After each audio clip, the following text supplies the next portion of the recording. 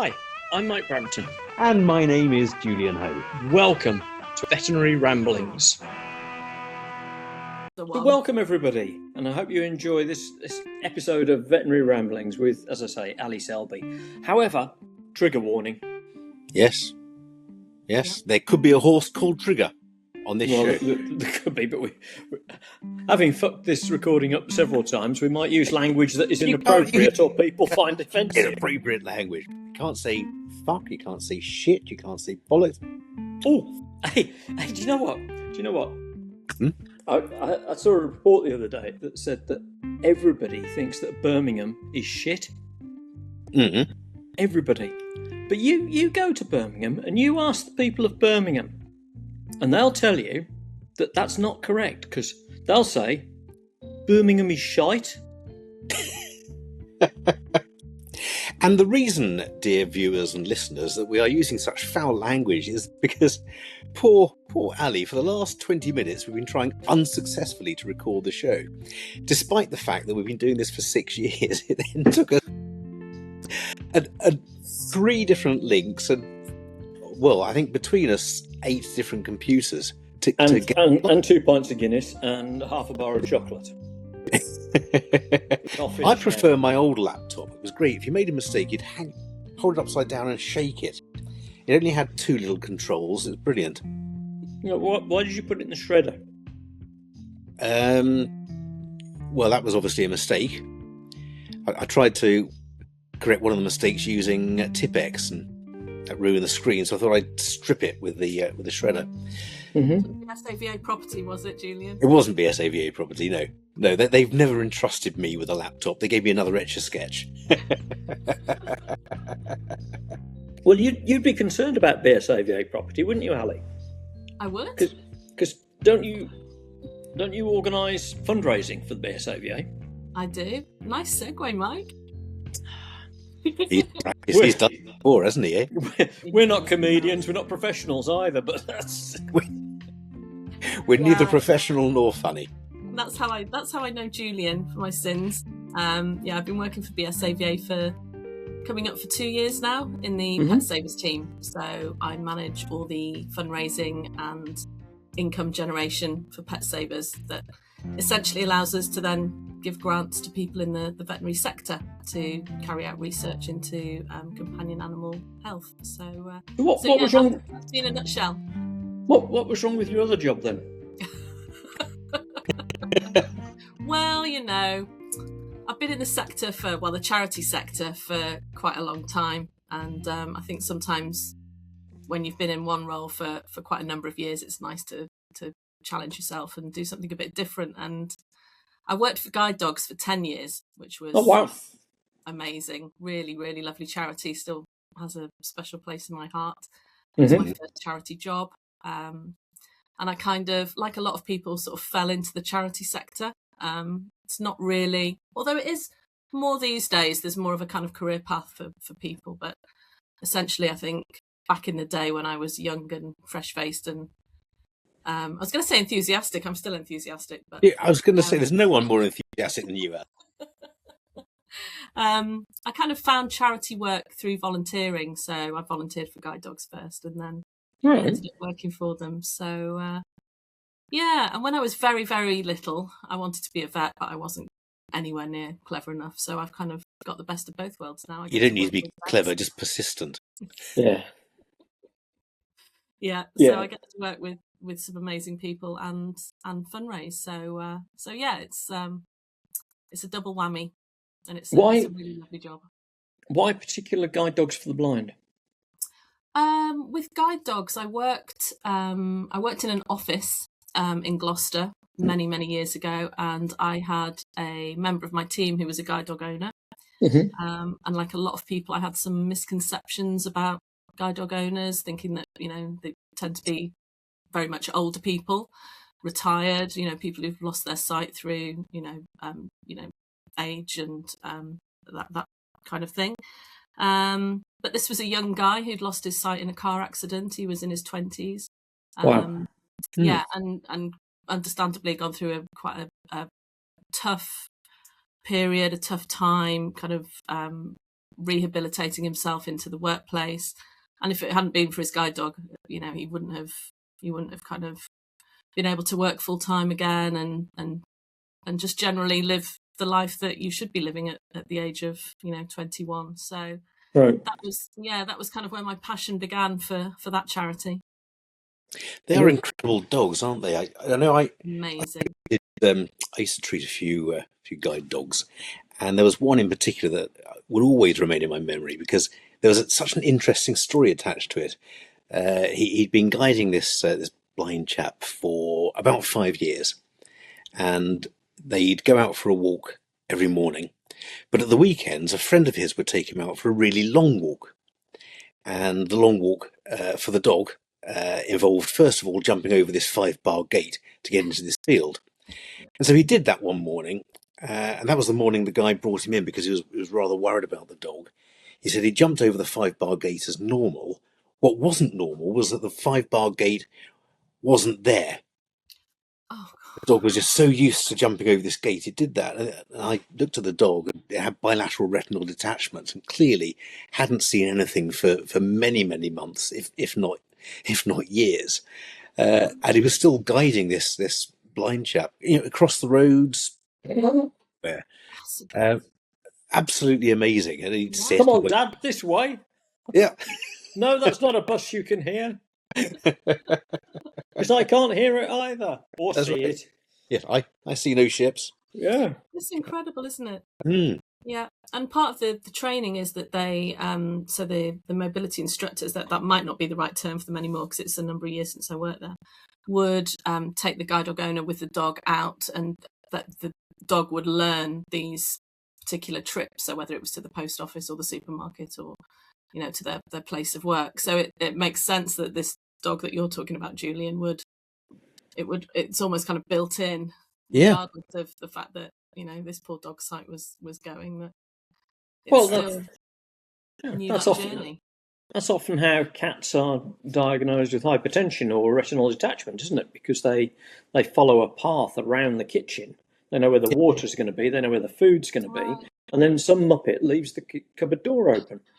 And they walk into the cupboard and they walk straight into the cupboard door. And they can't find the water. Yeah. Gosh, yeah. Really quite common. It's the pub as well were also a common theme. So finding the pub for the guide dog seemed to be one of the activities that was involved as well. Well, I imagine nose work goes into it more than visual work, doesn't it? Yeah. It suddenly struck me that we've started well. We've got into your earlier career, Allie, but I wonder whether we need to get into the real Allie a little bit more by asking, some difficult questions, just to open I don't think your. I was prepared for this. No, well, I think Mike knows what I'm getting at, don't you, Mike? Oh no. No. Question we like to ask people. I'm just ignoring it. God. If Mike's worried, then I'm worried. Well, it's not. Well, Mike hopefully will ask the question, but it's not a very difficult. No, because you promised last time you'd ask the question.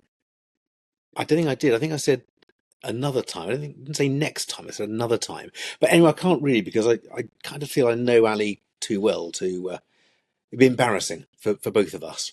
But you can ask her. And I think it's something that people would be interested in knowing if Allie doesn't mind telling us. If I can bring myself to ask the question. If you can. We're making too big a thing of it again. I can see Allie's getting nervous, and I'm sorry about this. It's my fault, Allie, because for some reason I must admit I do tend to have a problem asking this on the face of it quite simple question. Mm-hmm. It doesn't come naturally to me, and it's odd. I don't know why. The difficult question. Could you do it? Well, I suppose I could. It's interesting that I'll tell a story about this actually, because the other day I asked somebody if they would be able to do a small favour for me, and they essentially brought something to me because I wasn't in the position to receive this. And so I asked this particular gentleman, his name is Jonathan, big shout out to Jonathan. if he would bring this thing over to the UK with him when he visited. And he duly did. And we were sitting having breakfast before going to an exhibition stand. Mhm. And I said to him, "Hey, Jonathan, did you bring the stuff over for me?" He said, yeah, but I've got to ask you a question first. Mhm. I said, "Oh, okay, fair enough." He said, "Well, you asked me to bring this stuff over, and so I need to ask you this particular question because, well, it's quite serious. And, we've known each other for years. It's not a problem. And I was quite happy to do this. And of course, I put it in my bag myself. So that avoided any issues with customs and security or anything like this. But I do need to ask you. And because it's been troubling me for a long time. And so we'll just ask." He said, "Well, it's not that simple, really, because it's not as straightforward as you might think it is, and it could be quite difficult to ask. And a lot of people, well, some people struggle to ask this question, but I do need the answer to this question." I said, "Well, ask the question then, Jonathan, will you? Have you got the stuff?" "Yes, I've got the stuff, but, I need to ask you this question. I need to know, Mike. I need to know." So, Ali, I'll ask the question of you. What's your favourite bread?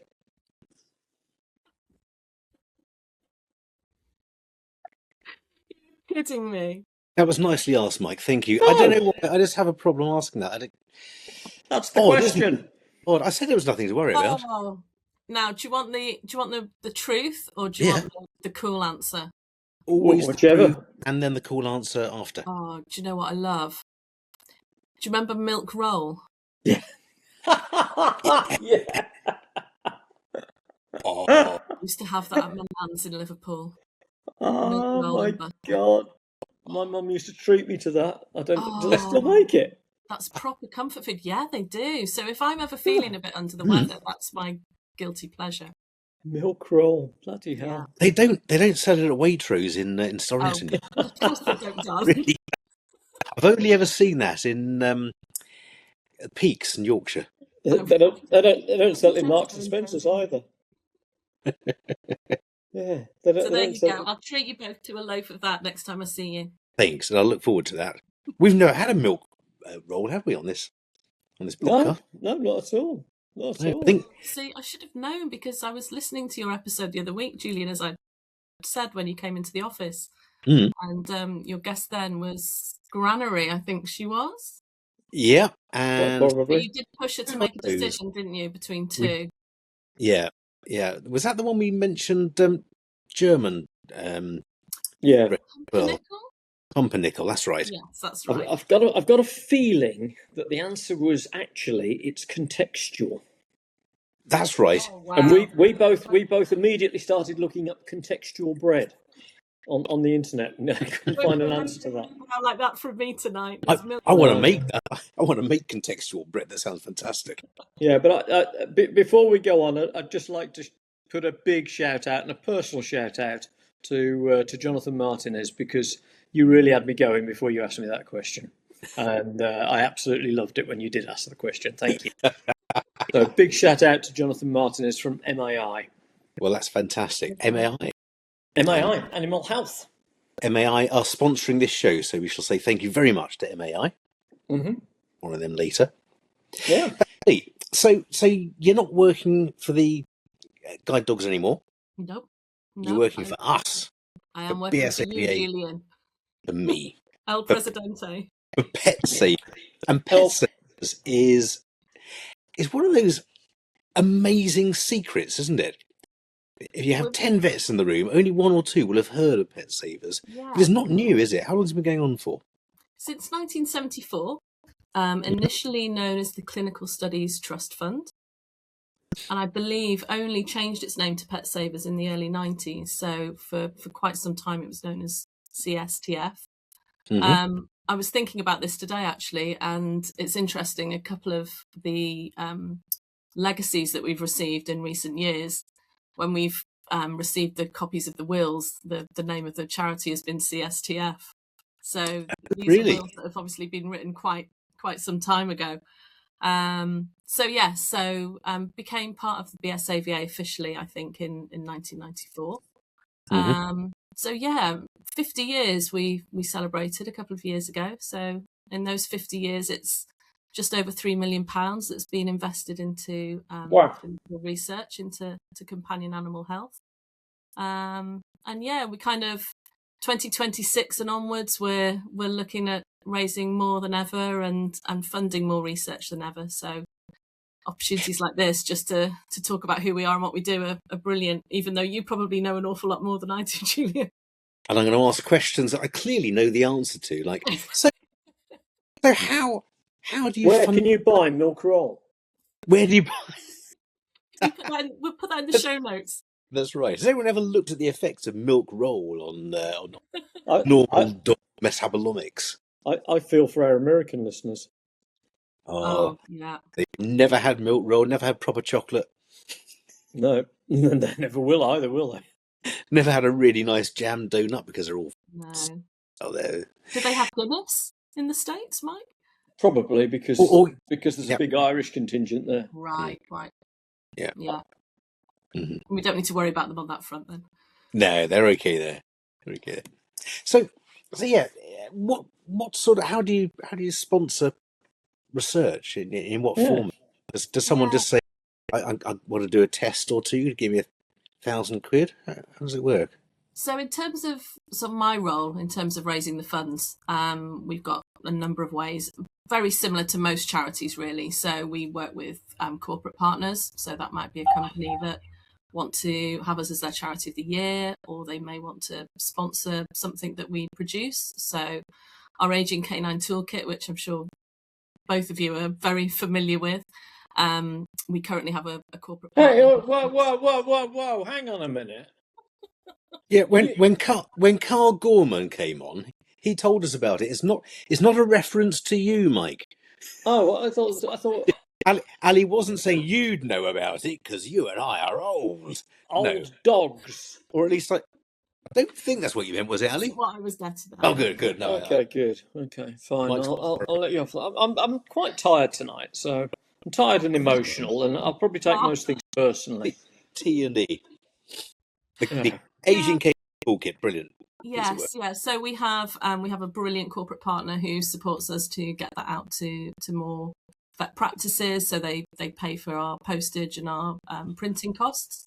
So we have different ways that companies can get involved. We have our PetSavers awards can be sponsored by companies. So we've got a range of different opportunities for people, and it could even be a company, like I said, choosing us as charity of the year, and then the staff doing some brilliant fundraising activities for us, which could be anything from going up in a plane, not necessarily dressed as a Cheshire Cat.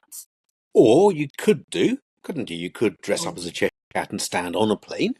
Stand on a plane in a field in Gloucestershire. Didn't you do that once, Julian? Yes, Ali made me do it. Oh, right. I think you might have sponsored him, Mike. Maybe. Can I change the order around here of whose view is next to the others? Because Julian's on my screen on my left, which means I'm in the middle here. Yeah. And certain topics are beginning to make me feel uncomfortable, Ali. I was just wondering if I could just sort of slightly distance myself from you on the computer, but obviously can't. No, sorry about this. Is it the thought of Julian dressed as a Cheshire Cat that makes you uncomfortable? Standing on top of a plane makes me uncomfortable too. Yeah. Ridiculous nonsense. Yeah, you're not that keen on heights, are you? No, I'm not that keen on heights, and the idea of I don't like the idea of jumping out of perfectly serviceable aircraft. Yeah, I didn't jump out. I was standing on top of it. Well, I know you were strapped on the top. Yeah, I couldn't have jumped if I tried. Yeah, I'd have thought that PetSavers and the BSAVA could have afforded a proper plane ticket for you, and you could have sat in the back or behind the pilot. There's only one seat. While you were up in the air? YMCA. I was doing the actions too, trying to. My arms kept on getting whooshed back though. Yeah, TikTok isn't your strongest point, is it? It's not really, no. Singing generally isn't. Yeah. So we've everything that we every challenge or event we can offer, from something crazy like Julian's escapade to people running bake sales and everything in between, really. And practices used to do It's Knockout, didn't they? Sorry, say that again?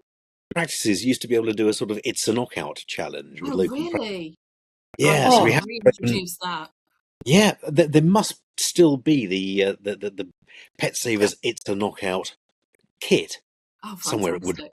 Do you remember that show? Yes. With Eddie Waring, wasn't it? The rugby league commentator. He's broad. Was he Lancashire or Yorkshire?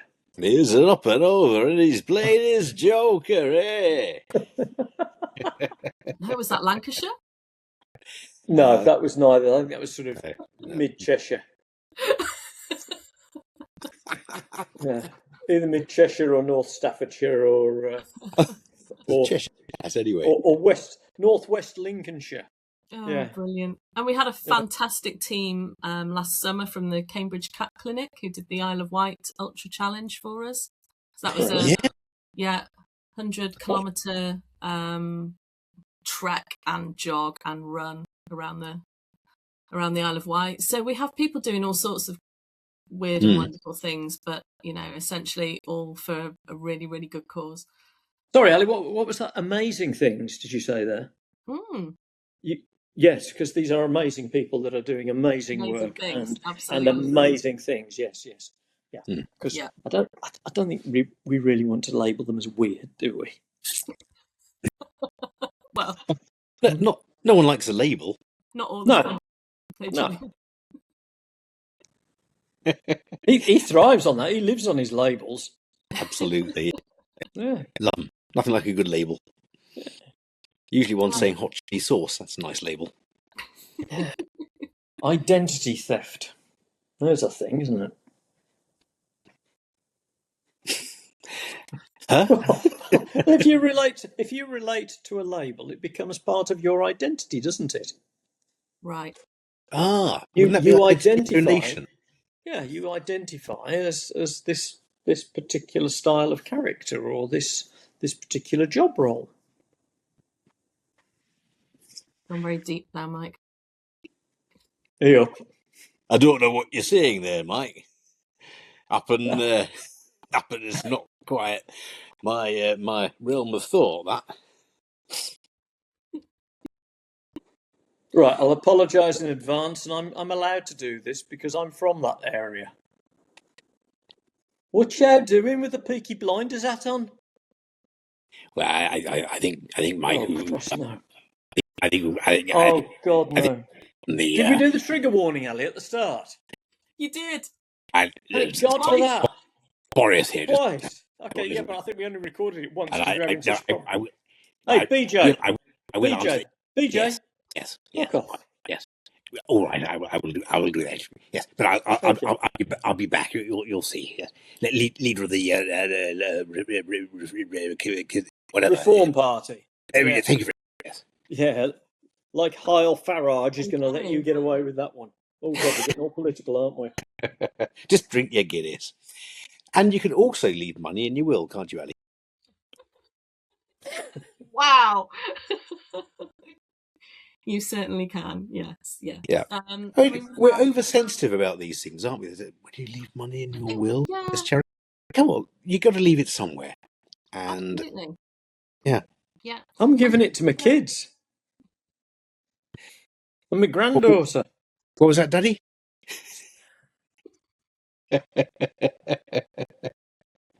Yeah. How are they going to afford to keep the private jet working? To get me to stand on it. Yeah. No, to get to the island. Oh, no, that's too soon. You can't talk about that.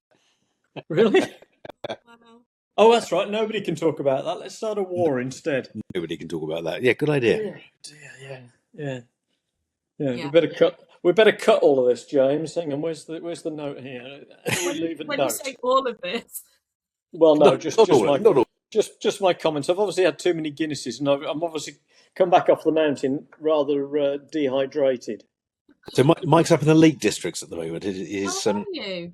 his little holiday cottage. Oh, very nice. Which part of the lakes? It's a place called Bassenthwaite near Keswick, Oh, very nice. which, if you look closely at the map in the back wall, it's about there. Oh, lovely. There we go. Yes, I can see there's some rather contoury areas there. Yeah, are you alluding to the fact that I massively overestimated my abilities and underestimated the terrain I was walking in this afternoon, which meant I was on the top of the hill when it went dark. oh, Yeah, that's not good, is it? With no phone signal, no phone power, no. and not having walked that particular area before, trying to work out from memory where I thought the path might be, except it was dark. However, the good news is I'm here with you this evening. I made it off the Absolutely. Apparently, Mike undid his it? jacket and used it as a wingsuit. Yeah. You weren't on your own, were you, Mike? I might have been. Gosh. So Mike goes up there to take pictures of the tops of planes as they go past underneath him. Yeah, they're all in bloody Iran at the moment, though. That's why you're so annoyed. Yeah, that's it. I knew there had to be a reason. Yeah. So it's not that you had too much Guinness. It's not that you got caught up in mountains, because all your photographic subjects are gone off to Iran to play. Yeah, and I had a real breakthrough the other day. I was driving down the A66, and I looked across, and I thought, oh my God, that looks like an osprey. The osprey's come back. That must be the osprey nest. So I raced home quickly because I hadn't got my camera with me at the time. And I thought, I found the osprey nest in the Lake District. How exciting.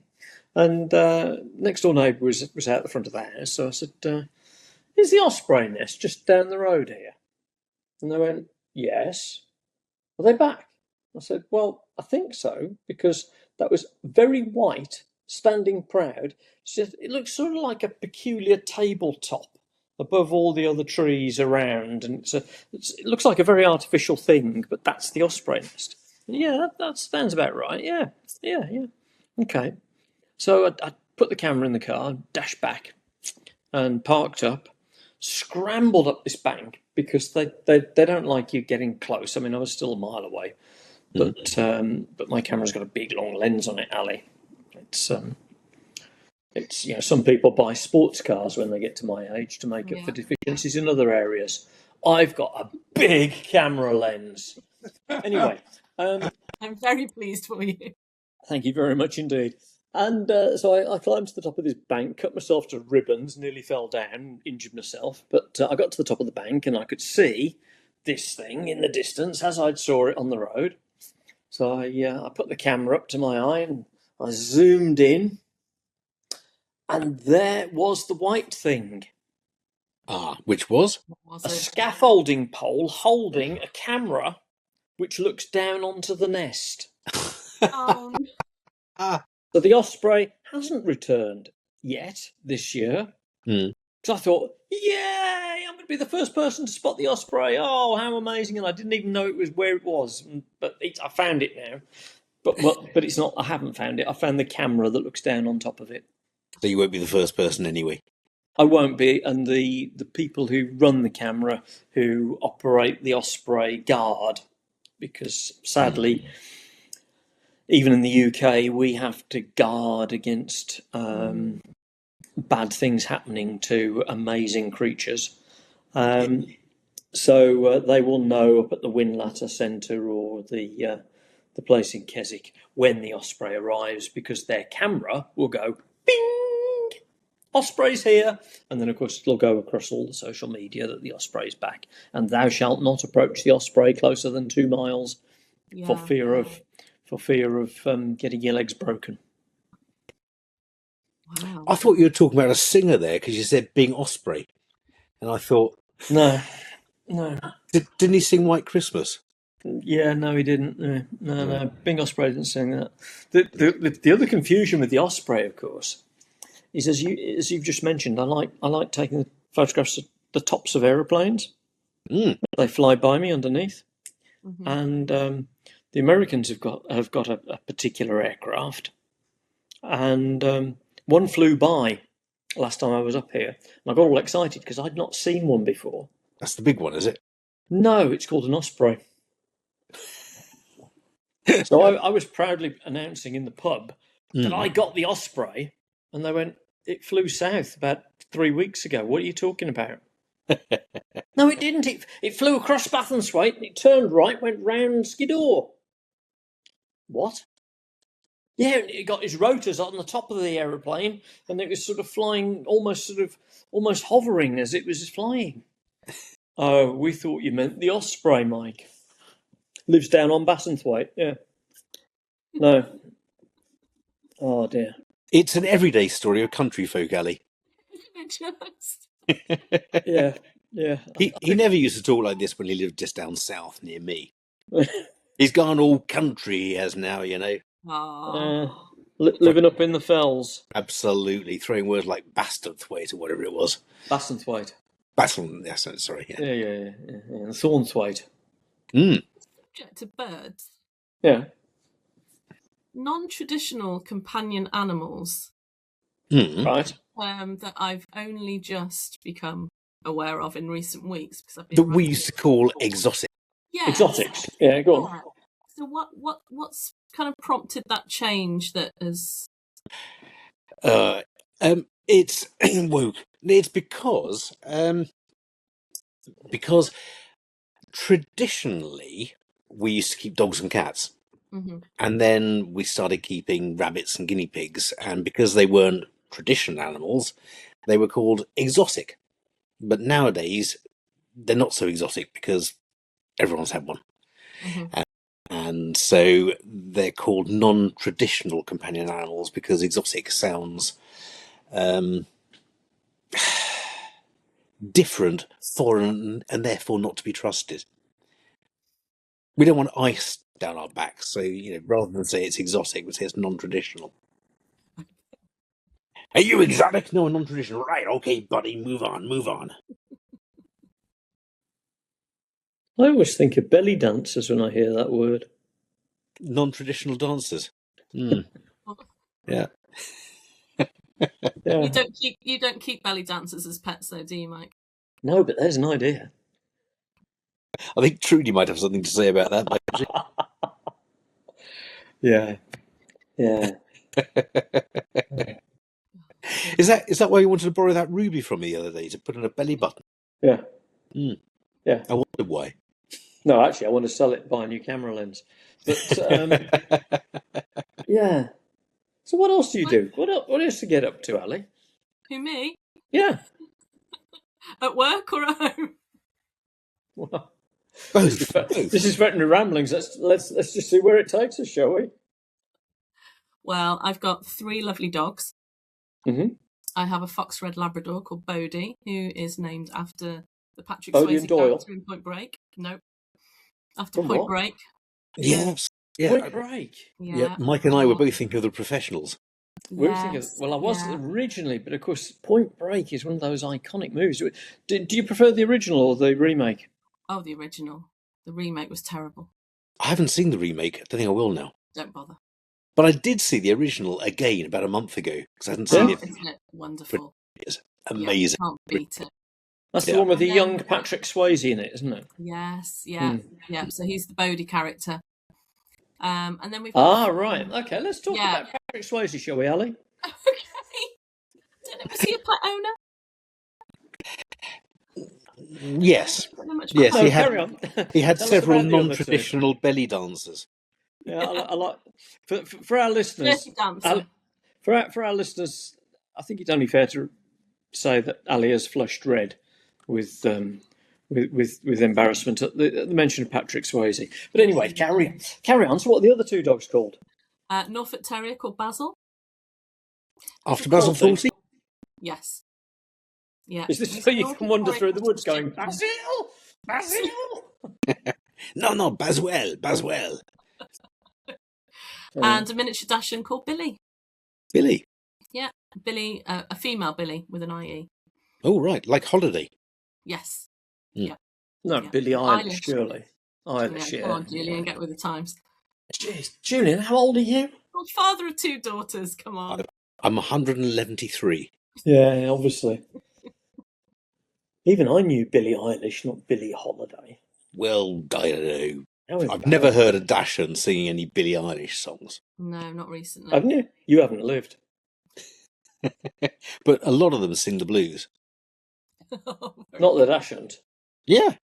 No. No, you're right. No, I got that wrong. I always get confused between Dachshunds and Billie Holiday. Have you seen the clips on social media of the AI husky? No. In the veterinary surgery? No. I need to try and find it for you then, because sadly it's AI. It's AI generated, but essentially the whole series revolves around this husky, and either just the husky and the pups. And the vet will take a needle out, and as soon as he goes, right, well, we'll just, and the husky goes, and rolls over on its back and tries to hide, and all the pups do exactly the same, which is what tells me that it's obviously AI generated, because huskies are the roughiest, tuftiest breed of dog you could possibly imagine, and they wouldn't be needle phobic at all. No, you inject them and they say, call that a needle? Get a 14 gauge. Come on. Yeah, come on. Use a hammer. Get it in. Bring it on. On. Hollow a nail out and do that. Come on. Yeah. So how long have you kept dogs then, Natalie? Oh, a long time. Probably since I first lived independently. So when I was about 19 or 20. Mm-hmm. Yeah. Mm-hmm. And weirdly, the first one was called Bodger. They're not all beginning with B for a reason. It just so happens that they've names that begin with B. Yeah, there's a predilection there for. Yeah.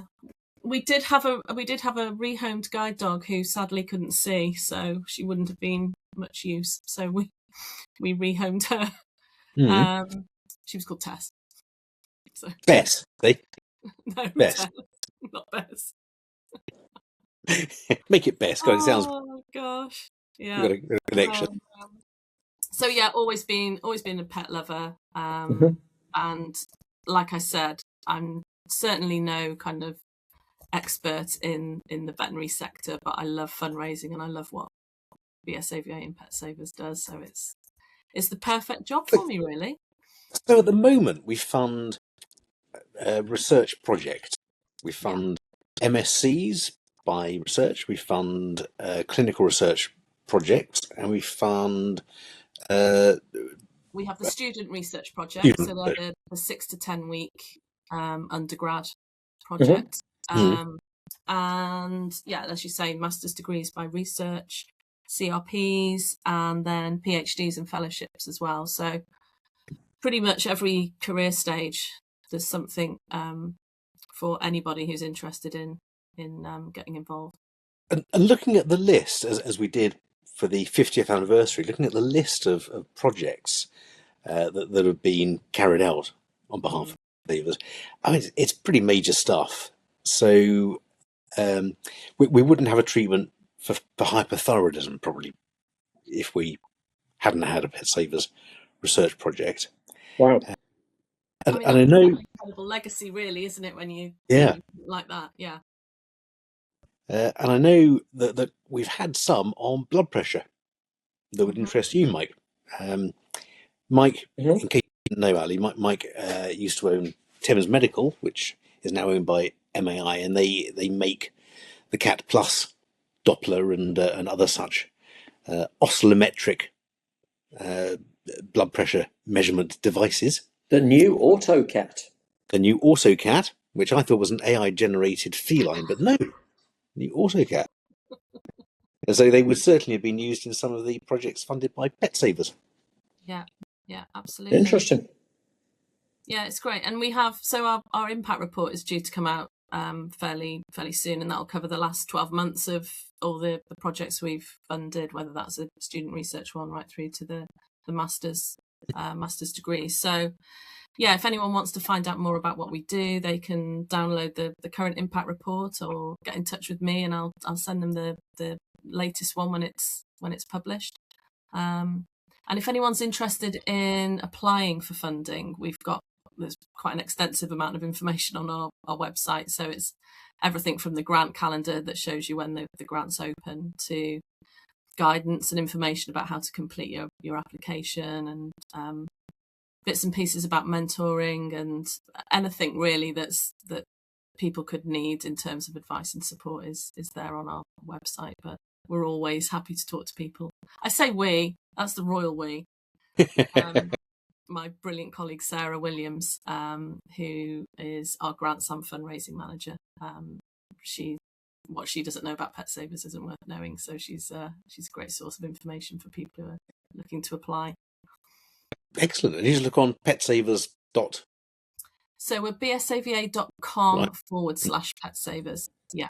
Okay. And we've also got there all the information about fundraising for us as well. So the jazz hand that I do, that's all on there too. Can anybody apply? Yes, I mean, you don't necessarily have to be in the veterinary sector to apply. We've had some examples of people who worked in human health that have applied. So it's a really interesting project that you may have seen recently on LinkedIn with Sophie Binks. And that was around feline. And I'm going to probably get this wrong, Julian, so I may be calling on you. So it's autoimmune encephalitis. Yes, absolutely. Yeah. And the link between that disease and in humans, and we funded some work while Sophie was successful in getting some funding from us to look at those links. So, and that's major. I mean, this is One Health in action. Mm-hmm. Absolutely. Yeah. One BSAVA, One Health. Nice. Is that a new strapline? Yeah, I'm releasing it early. Always best to release your straps early, particularly if they're on. Do you know what? As soon as I said that, I regretted it. I knew. I was expecting you to go into some kind of Les Dawson. Yeah, well, I'll tell you, these mankinis, I mean, they keep everything in place, but well, there we go. Thank God you went for the Cheshire Cat suit for the wing walk and not the Well, it could have been a bit chilly otherwise, I thought. Yeah. So to answer your question, Mike, it's not necessarily practicing vets. It could be vet nurses, it could be undergrads, it could be somebody within the field of health in general. But all the kind of terms and conditions and eligibility we've got on our website, and loads of case studies as well, so people can actually dig a bit deeper and find out about the projects that we funded in more detail. Yeah. Mm-hmm. And Claire Rusbridge, yes, favorite neurologist, was a clinical studies research fund recipient all those years back at PetSavers, as was Andy Sparks. Mm-hmm. Right. And are you looking at my contact list here? No, but there are some pretty big, pretty high flyers that have had their careers made because of it. Yeah. That's really interesting you mentioned Claire, not just because I've seen her on LinkedIn tonight dressed as Alice Cooper, so have a look at that if you can. Oh, I've got to see that. Amazing. Yeah. Wow. Are you looking now? No. I just think the whole concept. I've seen Alice Cooper about 13 times in concert. Have you? Yeah, I think he's amazing. Although I have put on the comments under a photo, she looks more like Susie Sue, which is right up my street. She looks brilliant. Susie Sue or Susie Q? Susie Sue. Get with the age, Julian. Well, she could do a Susie Q as well. I reckon if she put her heart to it, she could do Can the Can. Yeah. Yeah, I think so. She'd be a Susie Quattro. Yeah. Yeah. Delegate Drive. So why is Claire Rusbridge dressed up as Alice Cooper? And how do you find this image? It's on it was on my LinkedIn feed earlier. Oh, right. Okay. There was a reason. Obviously, it's fallen out of my head now, but yeah. I got dressed up last weekend. Really? For the SPIVs conference. Did you? What did you go as? It was a fancy dress, and the title was Metamorphosis. Right. Oh God, he got dressed as a fly. A cockroach. I almost went as a cockroach, but I thought no one will get that. Yeah. So I thought I'll go as Kafka, but I thought no one will get that. Isn't it?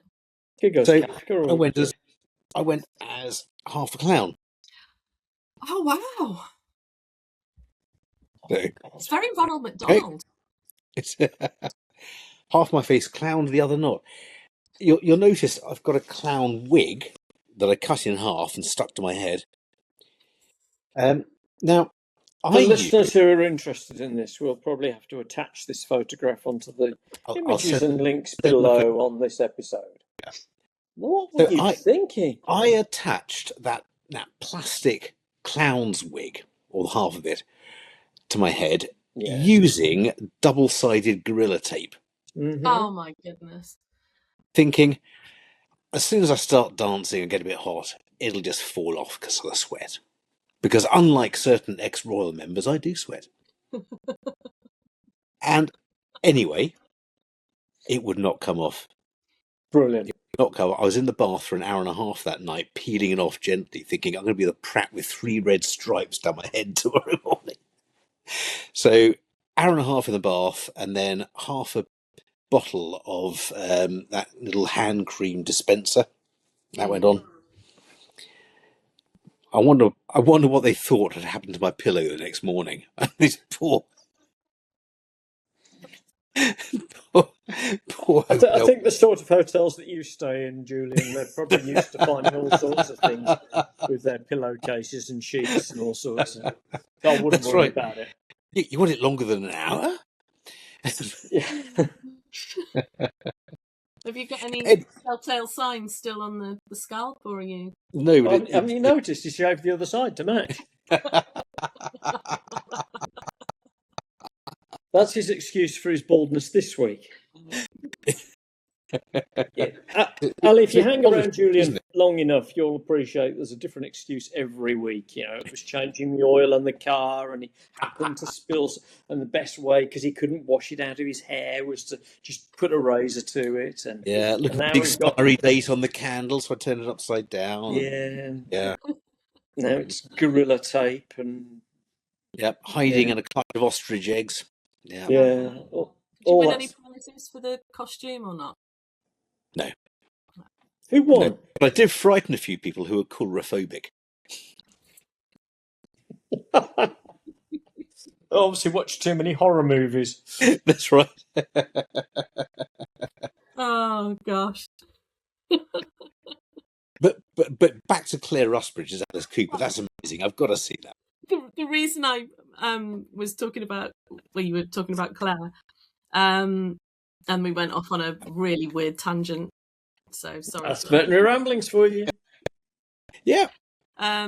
Was just to mention that we work with a number of affiliate partners as well. So when we go out with our clinical research project, Julian's laughing at me now. He's like, "Oh God, she's talking about serious stuff now." Oh, here we go. There we go. Serious. Serious. So some of our affiliate partners like BVNS, that obviously Claire's a big part of. Oh no, what's he wearing there? Oh my God. What on earth is that? What? Bear in mind this is radio. It's my hat. It's my new hat. La Chouffe. La Chouffe. Yes, La Chouffe is a small type of it's sort of halfway between a Smurf and an imp. Aren't they related to the haggis? The haggis? Yeah, where their left legs are shorter than their right legs, so that they can maintain very the balance as they run around the hills. Yeah, they're the clockwise haggis. Yeah. The anti-clockwise haggis have the other legs shorter. Right, I'm just taking a photo of you. And that's how you catch them, of course. That's how you catch haggises. Yeah, You levorotatory push, and and dextrorotatory. dextrorotatory. As they're running around the hill, you jump out of a bush and frighten them, and they turn round. And of course, the other leg being shorter, they just roll down to the bottom of the hill. You catch them in a net. There needs to be some research done into that. Why is one of their legs shorter than the other? There was research, and it was published in Vet Record about 20 years ago on April Fool's Day. About the light. It was a litter of haggises born. Haggai. Haggai. One of the best spoof articles ever. How did we get onto that hat? Where were we? The hat. You can get onto the hat. I got onto it. Or under it. Under it. Yeah.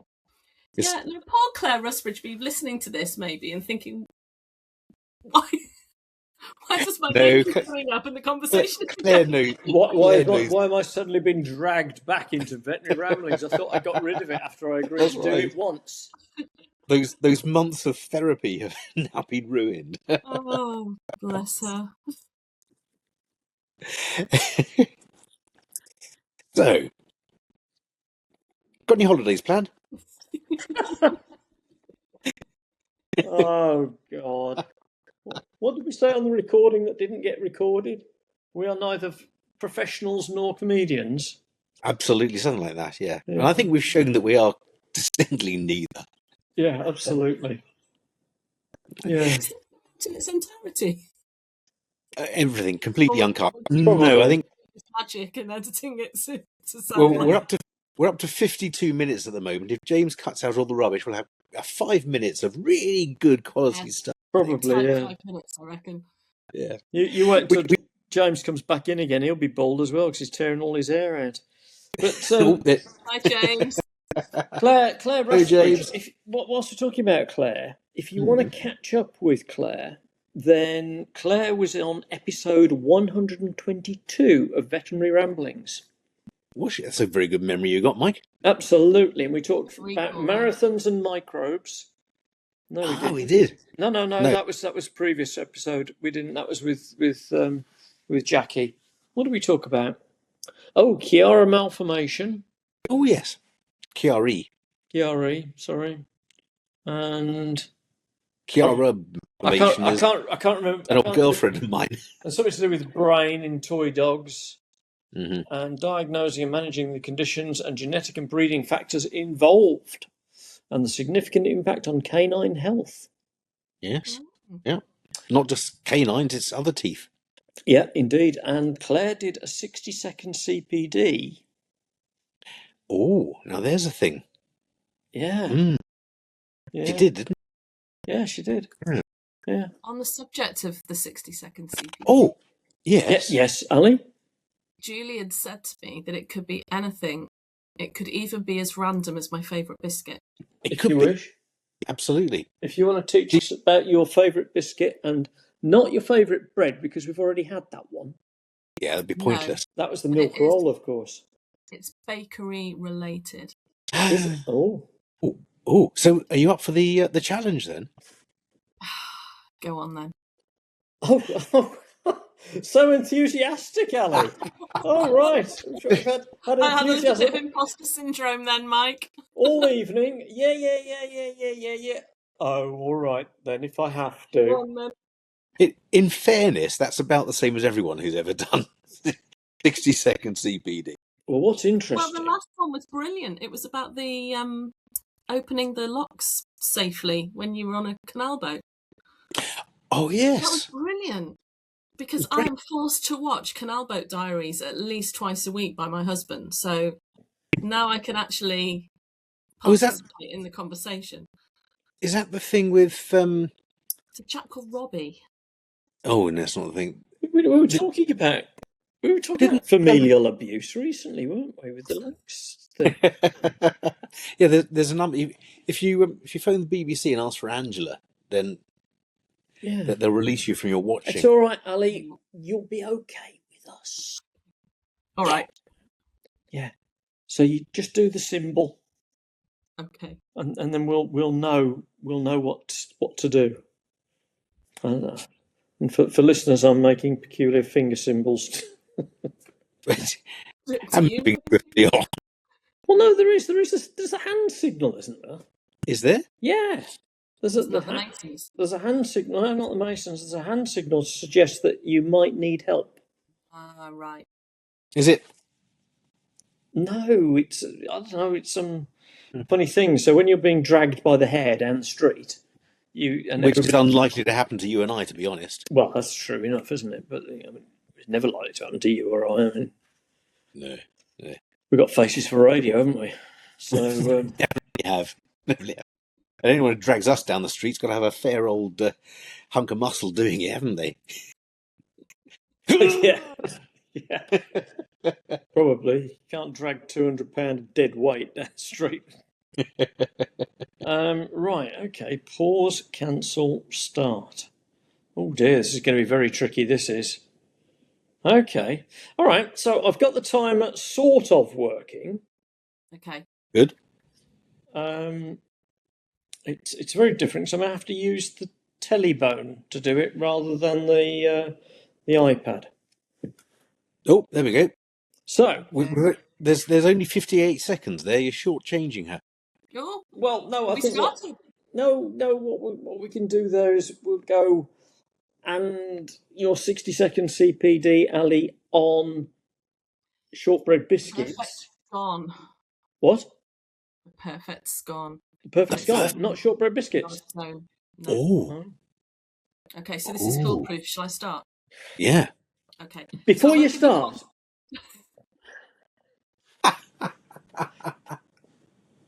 Is it scone or scone? Scone. It's gone. Scone where? The fastest Gone. cake in the world. I've eaten it. So what are we going to talk about then? Scones? How to make them foolproof. Right. So I was going to say something else then, but you two will probably turn it into a rude joke. Yes. Sorry. It's about getting the perfect rise. Oh. No, nothing about that. Okay. I had to do a lecture recently on. I was at a wilderness first aid course last week, and I had to do a lecture about drug therapies for altitude sickness. Oh yes. Okay. Yeah. And so in amongst the three key drugs, you can allegedly increase performance by up to 40% by taking a small blue pill that's diamond shaped. It's this. Yeah. You can indeed. Apparently. Yeah. Allegedly. Is that what you use when you're mountaineering, then, Julian? It saves on pitons, doesn't it? Eh? Yeah, well, I thought so. Some friends of mine took this for enhanced cycling performance, except they found it rather embarrassing rolling up to the start line in their skin-tight lycra. I'll tell you what, they could use it for ski jumping, though, couldn't they? Yeah, they could do, but I think that was a bit of a myth. No, it's a myth. It's definitely a myth, though. Yeah, probably a mister. Yeah.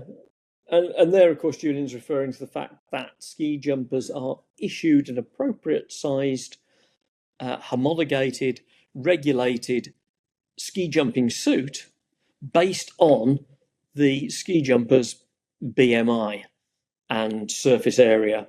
And allegedly, some ski jumpers have been injecting parts of their body to increase their volume and their surface area, thereby allowing them bigger suits to fit their swollen bits in, which meant then they had more material to use as a sail or a wing to make them fly further. However, the World Doping Association, Ali's waiting herself there. All I can think of is Ned Flanders in The Simpsons. Yes. He's in his all-in-one ski suit. Stupid, sexy Flanders. Oh, dear. Hey, we ought to try and get Eddie the Eagle on the show, haven't we? Oh, he lives around the corner from me. Does he? Don't tell him you know me. Well, the next town along. Yeah, he won't know me. He won't know me, and I wasn't portrayed very positively in the movie either. Yep. Mike was. I was one of those people on the committee that voted to withdraw his licence from him. Really? Mm. Yeah, Mike was in the speed skiing team. Well, at the time, I was. I feel like you pulled my leg. No, I was a director of the British Ski Federation as well. Wow. And we had something like £1 million sponsorship put on the table for us to help all areas of skiing, but especially the downhill and the alpine disciplines. And the company concerned felt that they were a serious company and that it was a serious level of sponsorship, and they wanted serious alpine results. And of course, Eddie, with all his bravery, because there's no way you'd get me to go down one of those bloody ski jumps, much less flop off the end of it. But him flopping off the end of the ski jump was decided to be part of the comedy effect, and rather than the serious alpine effect. And so, under the pressure from the sponsors, we withheld his license. Because with the best will in the world, he was not competitive. No. You know, he was jumping 40 metres when other people were jumping 100 metres. And much as he had a lot of bravery to do this, and as I said, you wouldn't catch me doing any of it, it wasn't the look that the British Ski Federation at the time felt was appropriate. Wow. There you go. Done a few things in my life, Ali. Yeah, obviously. He has? Yeah. Anyway, what you need to explain, before you give us 60-second CPD on the perfect scone or scone, depending on where you're from, could you explain to our American listeners what a scone is? Ooh. Well, it's a baked good that is traditionally served with cream and jam, or jam and cream, depending on where your allegiances lie. Cornwall, Devon. Yeah, now my father's half Cornish, but I prefer the Devonian way of serving them, which is the cream first, because that acts as the butter, I think. And it's absolutely got to be. What, you don't put butter on first? No butter. Sacrilegious. No butter. Clotted cream is the butter, and then you have the jam on the top. I feel like you're going to cut me off now before we've eaten. No, I'm in full agreement with you, Ali. I mean, to put jam on first is sheer madness, lunacy. Well, not if you put butter on first. Don't even go there, Mike. Don't even. Right, okay. Not funny. It's not funny. You judged a cookery competition last year. You should be ashamed. I didn't judge it. I chaperoned it. Or MC'd it. Compared it or whatever. I didn't judge it. That was left to people who didn't want to give an opinion. Right, scones. Right, scones. So Allie Selby, 60-second CPD on the perfect scone, starting now. First of all, you need to put your baking tray in the oven. That's the first thing you need to do to get your baking tray nice and hot, okay, before you do anything else. Then I won't do quantities. I'll add those to the show notes. But you want your self-raising flour, you want your baking powder, and you want your a tiny bit of salt as well. Mix that all together. Mix in some caster sugar. And then one of the key things that I do that I think makes it work really well is you grate your butter. Lots of recipes call for cubed butter. Don't cube it, grate it, and make sure it's really cold. Pop that in, mix it around with your dry ingredients, okay? Then, this is the perfect key for me, for the perfect scone. You need milk, warm it up slightly, and then a squeeze of lemon juice. and then that acts essentially a bit like buttermilk would. So you've got that lactic acid that causes the lovely rise in your scone. It also tenderizes the gluten, and you need a straight-sided cutter, not a crinkly one. Perfect rise. And absolutely spot on to the second. That was fantastic. So That was and then cream and really, jam. So really good. When these scones have risen and you get them Yeah. out the oven, you didn't mention any raisins then, by No. No. Ugh. I told you I'm from Birmingham. And if you want Do you the stand on them perfect afterwards and scone- make them into Eccles cakes, Mike? Yeah. So when you Perfect serve these scone, things, same ingredients, no sugar, really strong cheddar, and a teaspoon of mustard powder, and then the same. what? And then the cream and the jam. No cream and jam. Plenty of butter then. You're allowed your butter then, Mike. Oh, okay, fair enough then. Right. Do you know that I do all of that, except I've never warmed the baking tray beforehand. Oh. But that makes sense, actually. Yeah. I The don't know a lot, but buttermilk I know a trick. good scone. The Mm. buttermilk trick is good. Yeah. And That's it's a the game changer. acidity that causes the rise with the bicarb soda, baking powder. Yes. Yeah. So, Yeah. There you go. Excellent. I shall be trying that. I'm so pleased you said it could be something random, because if you'd have said, 60-second CPD. How to make your guide dog turn left. Absolutely. Hold a scone in front of its face to the left-hand side. Here we go. Oh, brilliant. So now, but why not the crinkly cutters? You get a better rise with a straight cut. Oh. I don't know. There's obviously something scientific there around. Yeah. All right. It reduces the surface area, doesn't it? Yeah. That'll be it. I don't know whether that's significant. I'm gonna do it. I'll do the. Can I get a PetSavers fund to What, grant test the hypothesis? No, but you could bake some scones and have a bake sale for us and give us the money. Okay, I shall do that. That sounds good. There you go. It's not Mike, like do you want to buy some cakes? No, mate, I'm off cakes. I'm trying to lose weight at the moment. Have scones instead. They're much lighter. Are they? Better. Yeah. They've got flour and sugar in them. Only a bit. Yeah, all right. Okay. What? Go on. I'm just looking at the time. It's 1 hour, 8 minutes.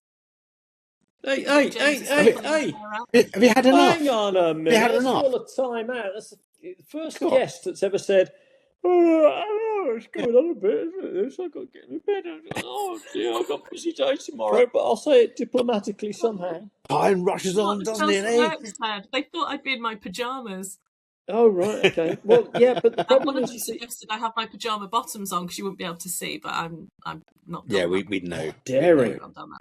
Daring. I've done that tonight. But anyway, moving on from that. I've got my manky.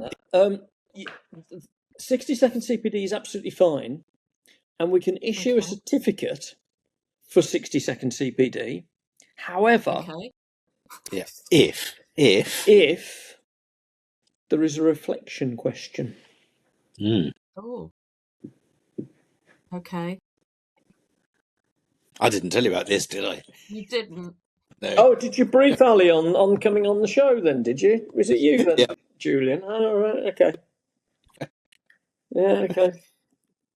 So, and the reflection question could be anything that gets people considering the information you've given us tonight. Okay. So if anybody was listening who may want to get involved in any kind of research, would you suggest that I... It's got to be about scones. Okay, go on then. Mention scones and then talk about the research. I'd like... And So let that be a lesson to you. Calling time on our show before it's time. It was all going so well, wasn't Yeah, it? it We was, know when wasn't we're it? not wanted, eh? God. Oh, no. God, you just She's the don't- sort of person you invite her for dinner, Mike, and as soon as she's put the spoon down, it's, well, thank you very much. It was a lovely evening. Yeah. I've enjoyed my scone. I'll be off now. Yeah, did you put bicarbonate of soda in that? Because you'd have a better pudding outcome if you put bicarbonate of soda into that. Yeah. Thanks for that. Yeah. Got to go now. Oh no, I feel like I've offended you. No, you haven't. No, you're fine. You're fine. No, I don't offend easily. That's absolutely fine. You can tell when you've offended Mike because he turns you off. He's done that to me enough. Yeah, I can't anymore because now Quite we've got literally, no. now we've got the new studio and the new producer. I no longer have editorial control over the evening. He used to throw me out into the waiting room. Yeah, Aww. Yeah. serve him right. Yeah. Bad Go man. on. Reflection question. Reflection question. So sorry, explain to me again what that is. Okay, so it's to show that you have a deeper understanding of the subject that you've spoken on, the 60-second CPD. So a reflection question could be something like, should you always sieve or sift the flour before weighing it? Or it could be Right. to reflect on whether crinkle cut is not as good as smooth cut. Yes. Okay. And the butter trick, the grating butter trick, I always do that. And I thought I was the only person who did it. I'm glad in some ways I'm not, because it was such a heavy responsibility knowing I was the only person in the world who did it. I use a cheese slice on my butter because I keep it in the fridge. You keep your cheese slice in the fridge? No, the butter in the fridge. Oh, that's a better way of doing it. And then I use a cheese slice to take off slices, nice thick slices of butter, and I put that Put on on your your toast. Yeah. As you do.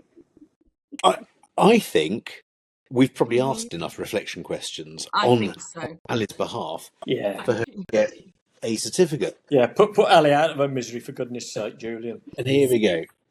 So it's a Aww. certificate of saving many pets with PetSavers.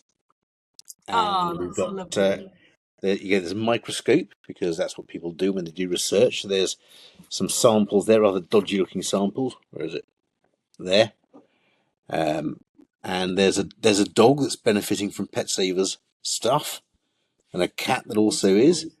And because we also give out grants to investigate diseases of non-traditional companion animals, I looked up on my photo collection a picture of a rabbit, and I couldn't find one, so there's a white wallaby instead. And That's a bit exotic, don't you think? Oh, sorry, alternative, whatever the expression is now. And there's someone using photo modulation on a cat, because that was Wow. a few years back. Best So certificate I've ever been awarded. Thank you. Oh, there we go. I'll give that to you next time I see you. Thank you.